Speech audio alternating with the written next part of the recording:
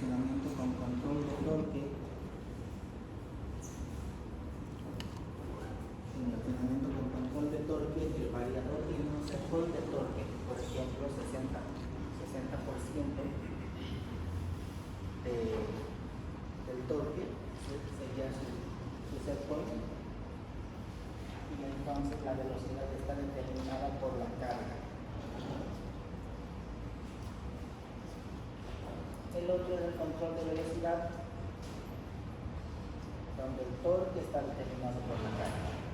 ¿Cómo se puede diferenciar estos accionamientos, estos sistemas? ¿En qué se diferencia el control de torque con el control de velocidad? El control de torque está empleado en sistemas, por ejemplo, de embobinado, en industrias de heladería, en industrias de laminación. Regularmente, no sé si me han puesto el marcadorcito, industrias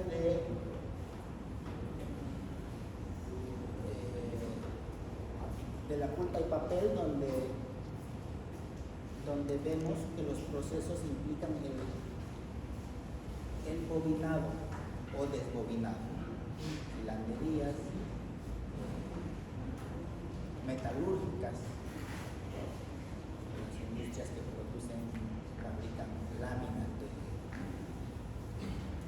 cañería, todos esos tipos de industrias, los accionamientos de velocidad variable, muchos generalmente están presentes en los sistemas con control de torque. Y control de velocidad en los sistemas, por ejemplo, que son de transporte, en los sistemas que son de elevación, elevadores en un edificio, los sistemas de accionamiento de velocidad variable, la velocidad, se controla la velocidad y el torque determina. En una industria del cemento, por ejemplo, una banda transportadora, el control es de velocidad. Entonces se puede distinguir en sistemas de transporte, el control es de velocidad y el torque es determinado por la carga. Habíamos dicho para el primer caso, para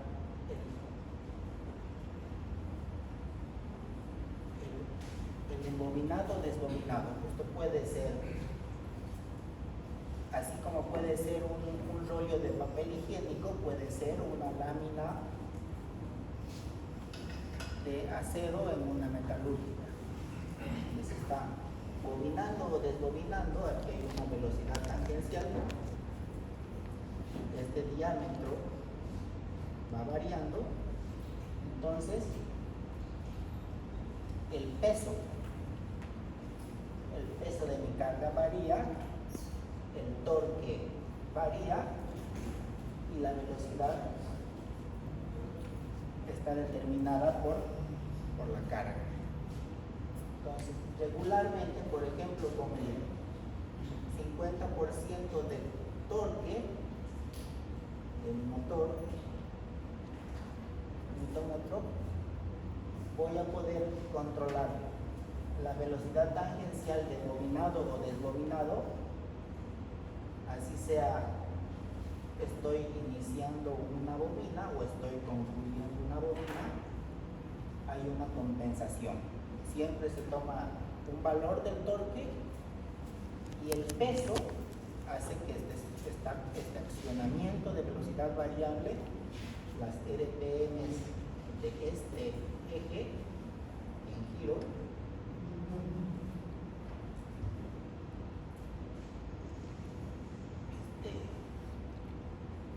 varíen en función a la carga. ¿Ya? Mayor peso de carga, ¿qué puede pasar con la velocidad angular? Si mi torque es el mismo, disminuye, la velocidad angular disminuye. Muy bien. pero mi velocidad tangencial es la misma. Es la misma. Porque esto puede estar saliendo de un horno de fundición, puede ser una industria de pulpa, de pasta de papel higiénico, ¿no es cierto? Siempre hay una compensación, o ya sea en el traslado de bobinas de un carrete a otro carrete, del material que sea. Puede seguir desde papel higiénico, hilo, calaminas, acero. Eso es lo que, a eso se refiere el control de torque. El control de velocidad regularmente está en sistemas de elevación, en sistemas de transporte, bandas transportadoras de botellas, de cemento, cangilones en las industrias alimenticias, ¿no? Entonces, el torque es determinado por la carga y se controla la velocidad. Un sistema de bombeo, ¿a cuál de los dos? ¿A cuál de los dos creen que asociarían a un control de torque o un control de velocidad? Control de velocidad, ¿no es cierto? El control de velocidad.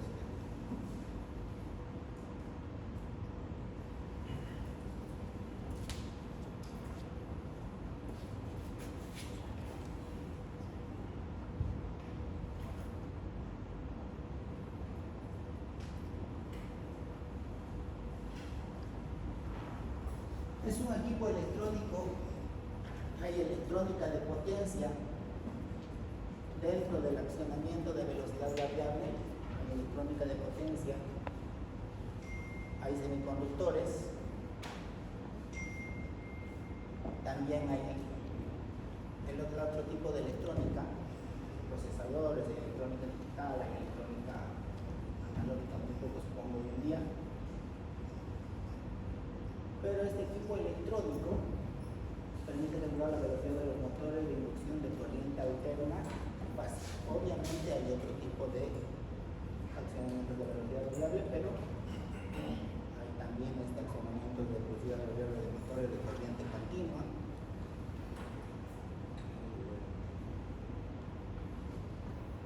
Eso es lo que nos permite, pero en un accionamiento de velocidad variable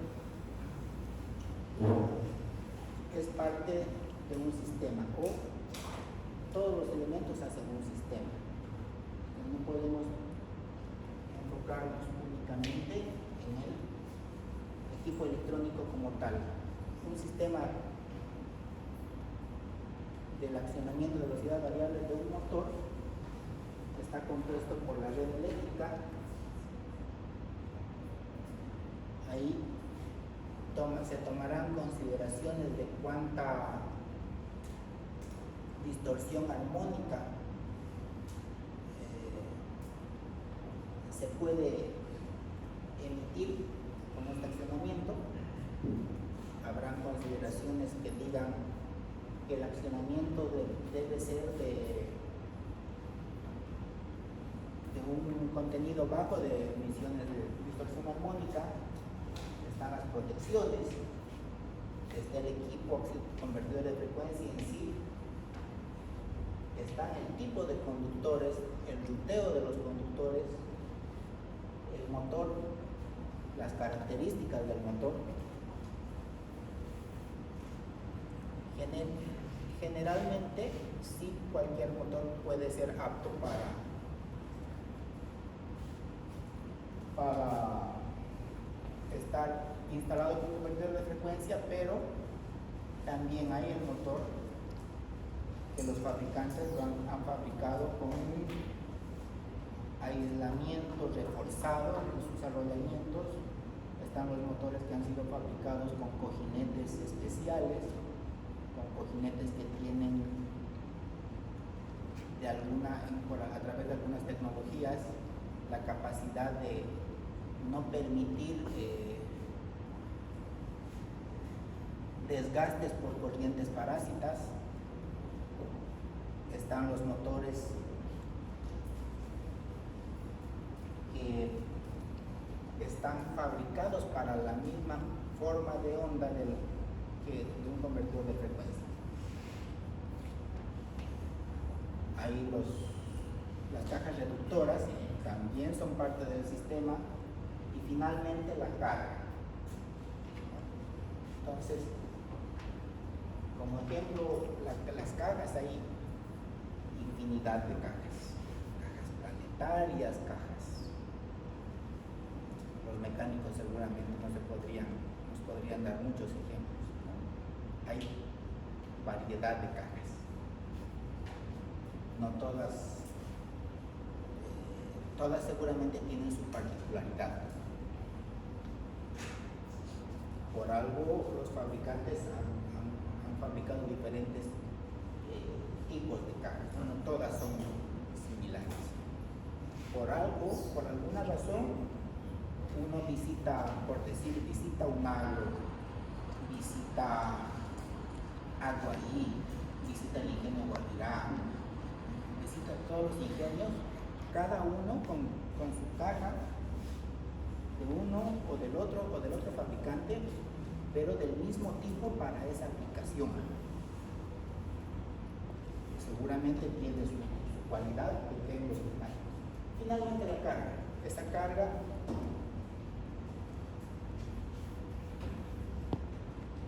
buenas noches. Lo que hemos dicho puede ser como ejemplos. Hoy en día están los sistemas de bombeo, los sistemas en los edificios, los sistemas de HVAC. Son potencias pequeñas, pero son hoy en día muy importantes en las construcciones, en los cines, en los bancos, en las grandes clínicas. ¿Ya? Tienen sistemas del control de la climatización a través de accionamientos de velocidad variable, todos enlazados en sistemas de monitoreo, ¿no? Entonces, es un sistema complejo.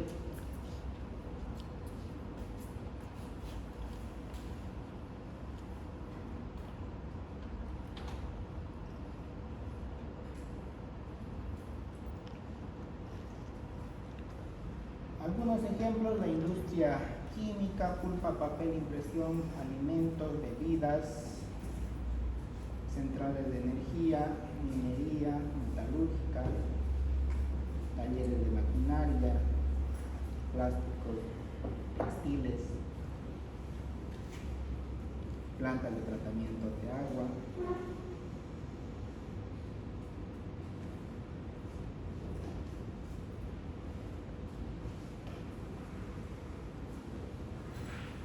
Más ejemplos.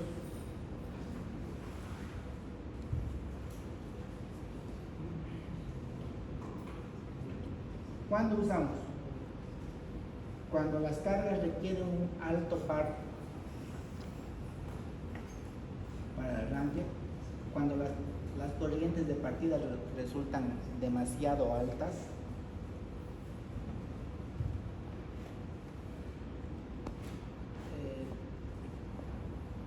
bueno, hoy en día ya se han reemplazado, básicamente se ha reemplazado todo lo que había por reemplazar.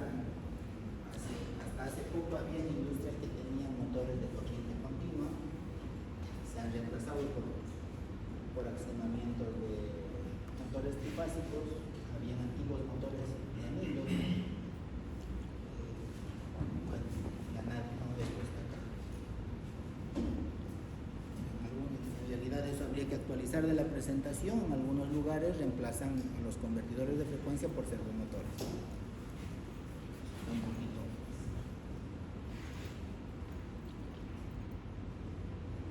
Cuando requerimos controlar el flujo de un gas, están las estaciones de bombeo, de compresión, un líquido, de un sólido. Hay bandas transportadoras de sólidos, ¿no? Cuando se desea sincronizar varias etapas de un proceso productivo, una máquina papelera, cuando se requiere ahorrar energía, hoy en día este es un punto también muy importante que básicamente ya se ha terminado de explotar hasta hace algunos años. Seguramente había inquietud en las industrias por tomar acciones para mejorar su eficiencia energética, y en ese sentido se consideraba la instalación de convertidores de frecuencia. Evidentemente en muchos procesos es posible ahorrar la energía hasta en un 40% generalmente, pero creería yo, una apreciación muy personal, que en ese sentido todas las industrias que querían invertir en un almacenamiento de velocidad variable para ahorrar energía ya lo han hecho, y las que no lo han hecho es porque no lo ven conveniente, es porque han evaluado los retornos de la inversión y no es interesante para ellos y prefieren estar así. Entonces ya hoy poco queda por hacer acá. Los que tenían que hacerlo se los han animado, lo han hecho, han implementado. Los otros han conocido cuál es el proceso, por qué se ahorra, cómo se ahorra, en qué aplicaciones se ahorra. No todas son candidatas para el ahorro de la eficiencia energética. A ver si investigan cuáles son o por qué. Bueno, cuáles son las que ahorran. Son los sistemas donde la carga es variable o la carga es cuadrática. Ventiladores, bombas. Sería interesante que puedan hacer una pequeña evaluación técnica y a ver cómo es que se ahorra, por qué se ahorra el almacenamiento de velocidad variable en este tipo de cargas, sistemas de ventilación, sistemas de bombeo, algunos compresores también.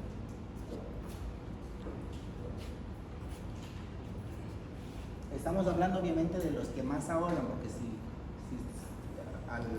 en el arranque otros sistemas también ahorran, pero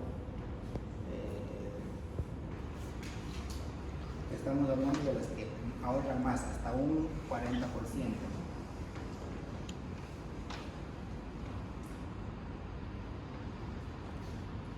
Permite proteger el motor, sí, evidentemente. Cuando el motor ha sido bien elegido, permite proteger el motor. Habíamos dicho que si tomamos cualquier motor y instalamos un variador de frecuencia, seguramente la expectativa de vida de ese motor, que no era apto para velocidad variable, se disminuirá en alguna medida.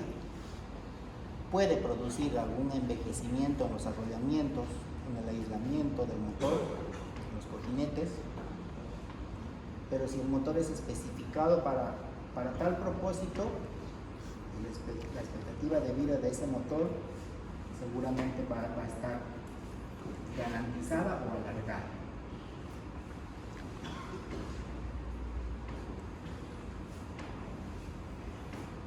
Estamos en lo mismo.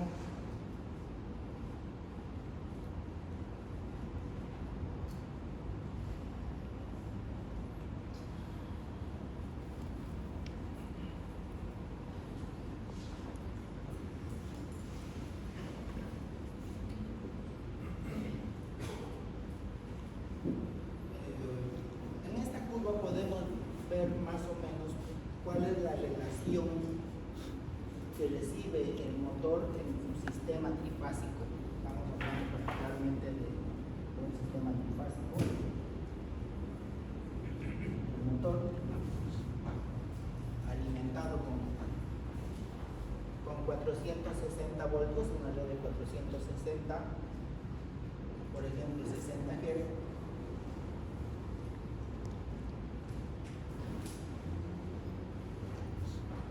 Si a ese motor de 460 Hz quisiéramos que funcione al 50% de su velocidad, la mitad de la frecuencia y la tensión. Será aproximadamente 230 voltios que se van a aplicar a 30 Hz.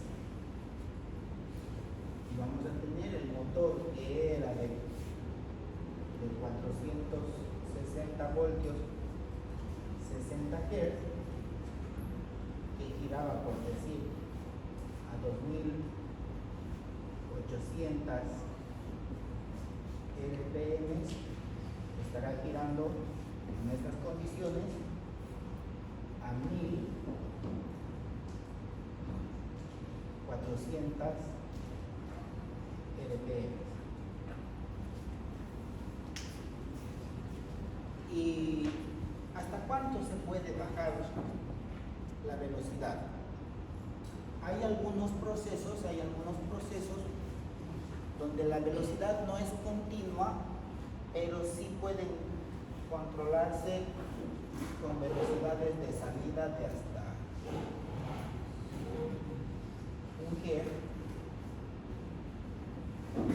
o 0.8 Hz. Se puede, aplican todavía. ¿En qué tipo de verificaciones toman velocidades tan bajitas? Cuando se hace aproximación. Un elevador, por ejemplo, parte despacio, traslada y se aproxima a una velocidad muy bajita. Esa velocidad de aproximación suelen ser de décimas de hertz.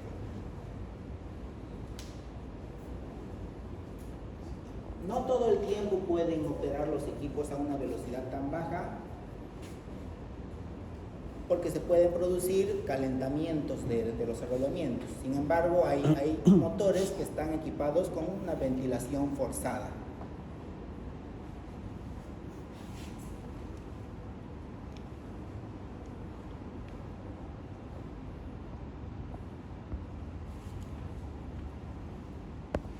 Esta es la curva de torque. La curva de torque, la ecuación del torque. ¿Cuándo utilizo esta ecuación? ¿Cómo la utilizo? Regularmente se utiliza, por ejemplo, en cierta industria han comprado un ventilador y el ventilador tiene de dato en la placa del ventilador o del compresor, por ejemplo, tiene de dato velocidad mecánica de giro, velocidad mecánica de giro 1200 RPM.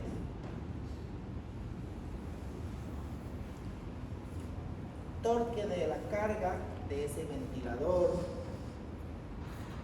de esa otra carga, por ejemplo, vamos a poner 60 Nm. Cómprele un motor para ese ventilador.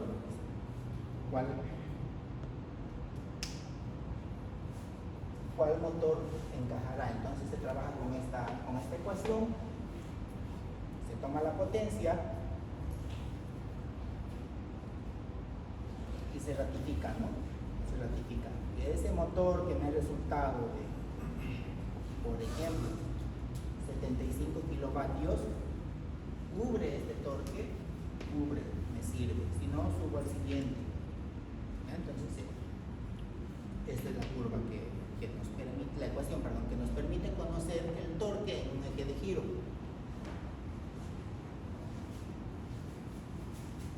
La velocidad,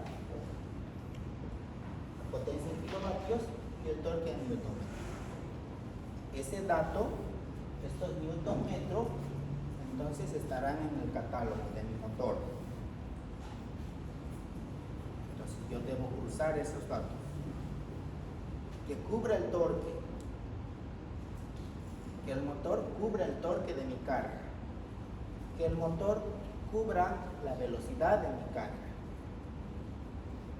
Instalaré yo un motor de 900 RPM acá, o instalaré un motor de 3000 RPM acá. Hay que evaluar y entonces se considera, se opta por el motor y posteriormente por su variador. ¿Qué otra consideración debo tomar además del torque, de la velocidad, de la potencia? Por ejemplo, las condiciones también se toman. Si el sistema va a estar instalado en la altura, para las industrias mineras, para ese tipo de industrias se considera el derrate por altura. No pueden entregar tal potencia nominal a esas alturas. Regularmente hay una relación de derrate, una tabla de derrate. Cada fabricante asigna, nos dice que la potencia del motor o del variador estará derrateada en tantos por ciento por cada 100 metros sobre el nivel, sobre los 1000 metros. Entonces ya podemos tomar razón de cómo habrá que sobredimensionar un variador o un motor que va a hacer un servicio, que va a hacer un trabajo en, por ejemplo, 4000 metros sobre el nivel del mar. A veces nos toca visitar y nos dicen, este equipo calienta pero tremendamente a pesar de estar en La Paz. Sí, está trabajando, la carga no está cerca de la nominal, pero está fuera de lo que la regla de derrate le debería permitir. Entonces, hay también ese tipo de condiciones ambientales. Y así podríamos ir introduciéndonos en este tipo de relaciones, torque, frecuencia, hasta que llegamos acá y se pueden ir saliendo los esquemas genéricos de lo que es un funcionamiento de velocidad variable. Tenemos una primera etapa que es la de rectificación.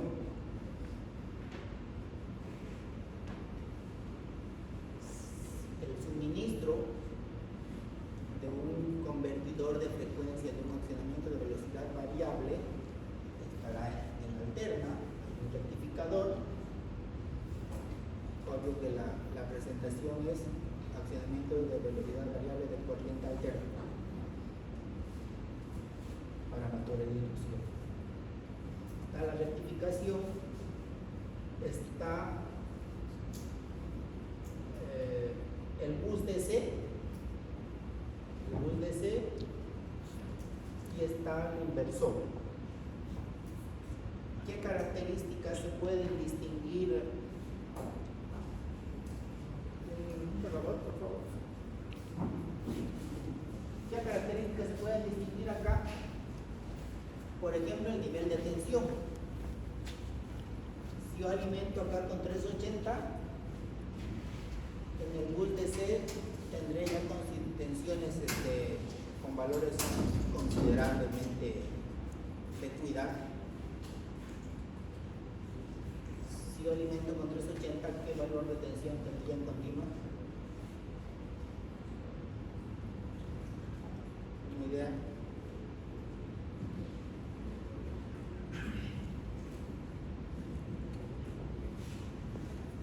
Si alimentamos con 380 voltios, multiplicando por 1.42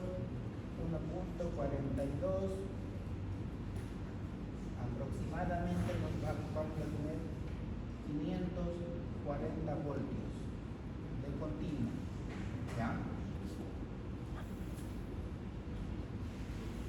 540 voltios de continuo. ¿Dónde puedo ver esos 540 voltios de continua? Si este era mi sistema alterna, este valor es 540. Acá 380 y acá al pico 540.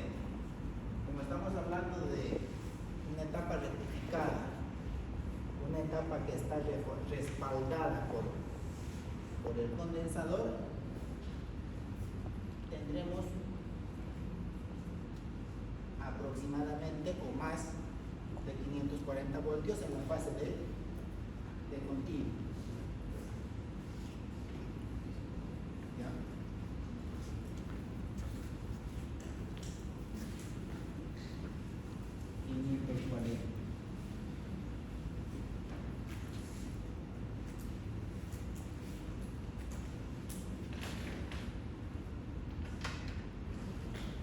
Sin embargo, esta construcción como tal no está limitada a que va a soportar 540 y por ahí lo dejan, no. Cada accionamiento de velocidad variable, cada convertidor de frecuencia está preparado para soportar mayor tensión, porque en función a la aplicación podría tener un efecto un efecto generador en el motor que nos devuelve esta energía, la energía mecánica, la energía cinética se convierte en tensión y hay una elevación. Entonces,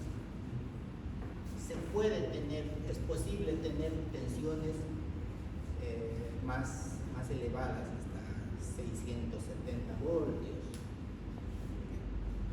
en una red de 380, un equipo de convertidor de frecuencia de 380 con seguridad.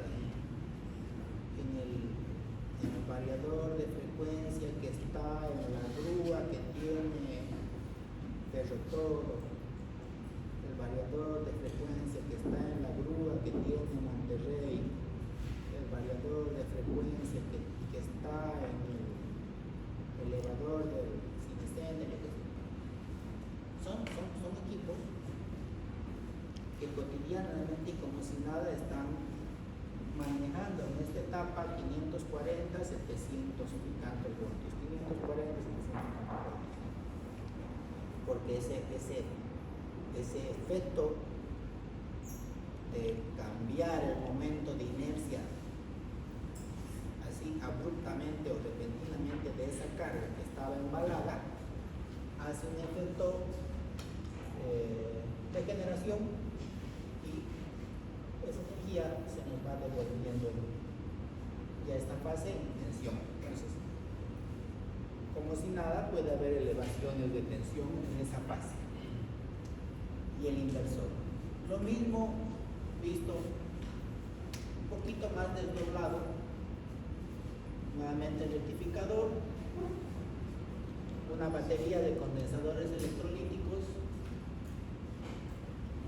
un inductor que nos hará de respaldo ante solicitudes de carga y estos esquemáticamente interruptores, pero regularmente son transistores bipolares o IGBTs, ¿ya? Que hacen una colección al positivo, al negativo, al positivo, al negativo y van generando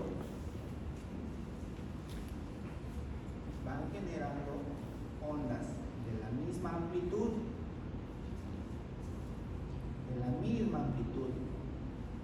pero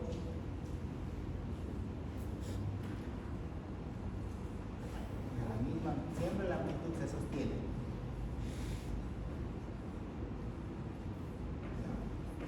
Ondas de tensión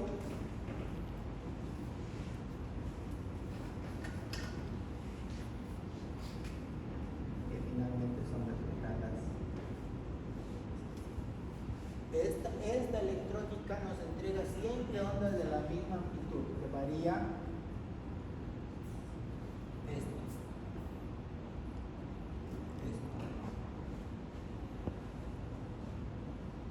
¿No? Eso es lo que varía. La amplitud siempre es. ¿Cuánto había sido? La tensión nominal por aproximadamente 1.42.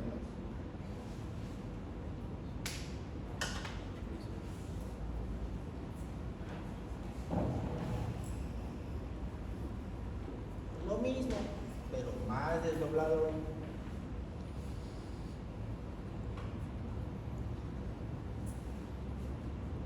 Una rectificación de 6 pulsos controlada.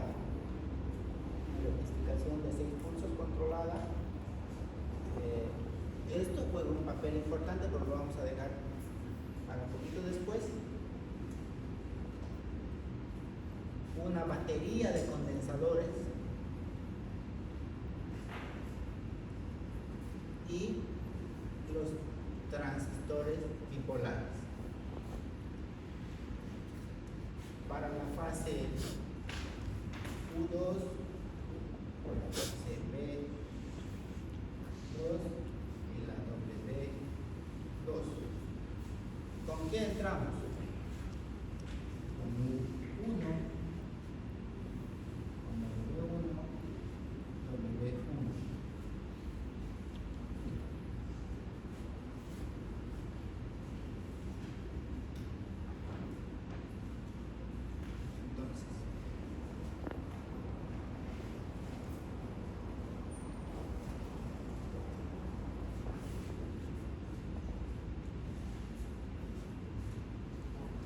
Coleta al positivo, coleta al negativo, coleta al positivo, coleta al negativo, coleta al positivo, coleta al negativo. Es decir, se hacen lo mismo, pero para el otro lado.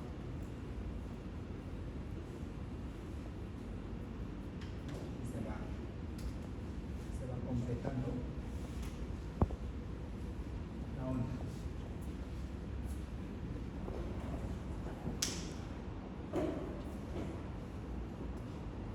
Posibilidades de falla de mi convertidor de frecuencia en el lado del inversor.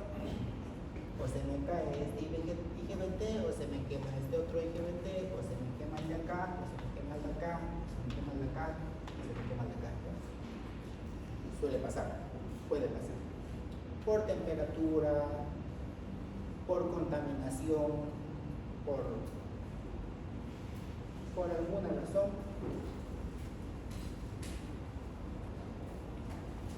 Porque ya se va convirtiendo en un sistema de electrónica de potencia compleja. ¿Qué hace esto? ¿Qué hace esto? Nos ayuda a recargar acá. No, la estructura de los convertidores de frecuencia como tal no aplica directamente una tensión plena sobre los condensadores porque tienen una corriente de carga muy alta. Entonces la parte importante de los convertidores de frecuencia son los circuitos de precarga. Esto hace una precarga. ¿Cómo hace una precarga? Y en primera instancia está dejando pasar únicamente esa partecita de la onda. Desde cero, limitada por esta resistencia, hace que una corriente muy chiquita haga una precarga y luego recién se establece la rectificación completa a la tensión plena, ¿ya? Así va funcionando la cosa. Entonces, ese es el modelo. Este es el modelo desde el variador de frecuencia más importante que tenga, por decir, Incahuasi, Repsol, o la minera tal, la minera otra, por ahí va.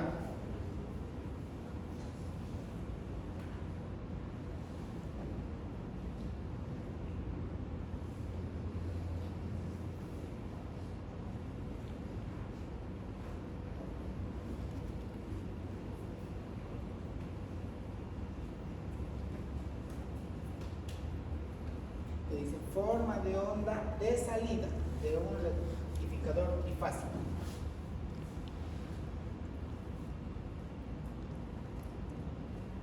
Esta es la entrada al inversor de salida, ¿ya? ¿Sí? En negro, no se ve acá, pero es la entrada. Viene con su ripple. Esta onda es un ejemplo de que así entró la forma de onda. ¿Y cómo está saliendo? ¿Cómo está saliendo? Está saliendo así.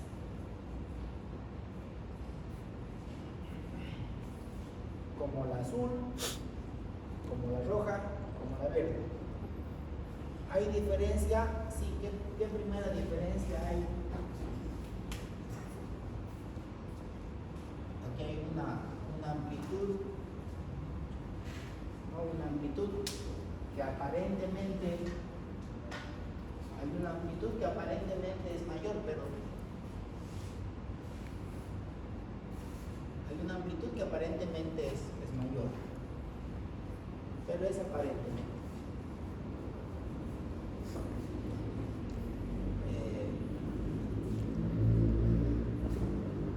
No se ve, pero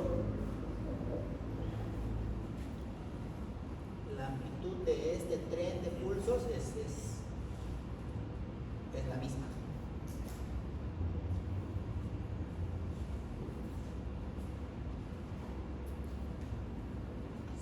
Se ve como una onda disminuida porque el valor medio hace que se disminuya. En realidad, entonces, yo que he hecho me he exagerado. No debería de estar por acá el dibujo.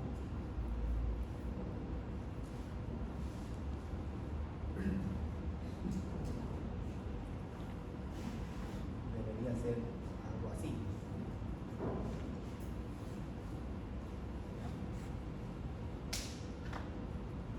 Pero eso es. La onda en AC de entrada, solo una. La forma de onda en mi rectificación. Y la forma de onda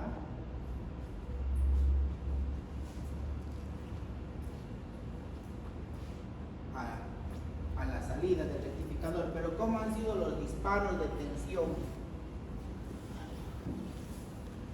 ¿Cómo han sido los disparos de tensión? Han sido pulsos.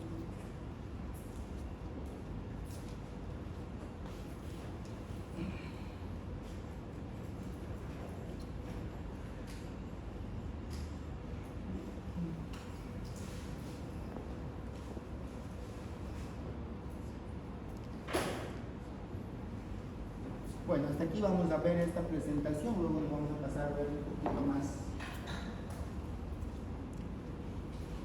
la siguiente presentación para que nos alcance el tiempo ya.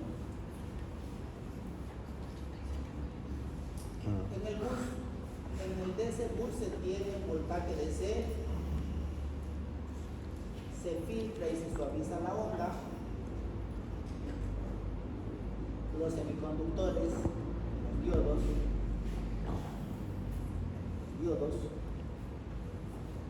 reconstituyen los semiciclos negativos de la onda en semiciclos positivos. Con una alimentación, con una alimentación de 460 voltios se tendría un voltaje promedio de 650 a 680 voltios. Nosotros hemos hecho nuestro ejemplo con 380, ¿no? ¿Cuál es el factor? 1.42. Del bus DC, el inductor y el capacitor filtran cualquier componente AC en la onda, o sea, tratan de eliminar el ripple, ¿no? El riplado de la onda que estamos viendo. El bus DC alimenta a la sección final del variador, o sea, el inversor.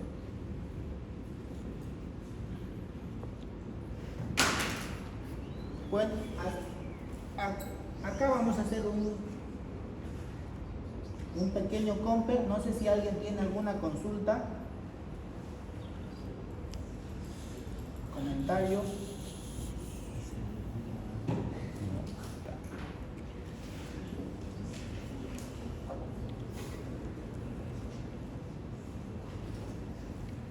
Las formas de onda a la salida del variador.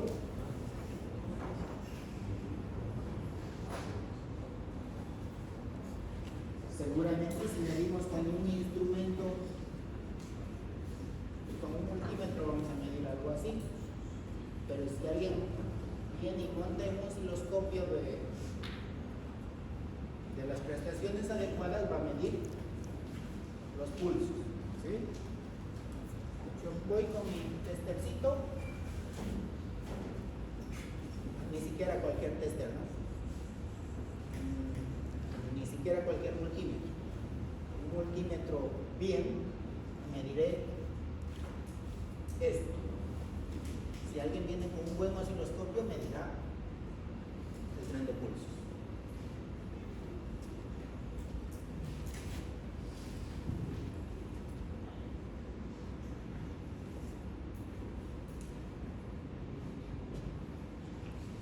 La salida del variador no es una réplica exacta de la señal de entrada, o sea, no es lo mismo disminuido para nada. La salida consiste en pulsos.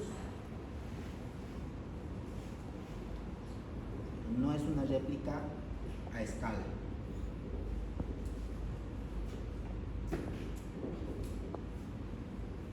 Lo mismo que hemos estado viendo. Y bueno, acá vamos a hacer un cambio. ¿Alguien tiene alguna consulta, comentario?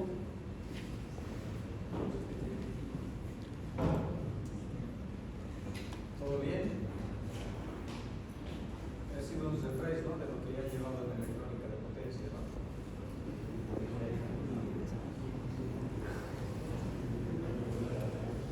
Sí, ¿no? Lo que se ha visto en electrónica de potencia. Esta es una presentación un poquito más interesante, pero vamos a correr un poquito más, porque el otro era solo un recordatorio, como he dicho, de lo que han visto en electrónica de potencia.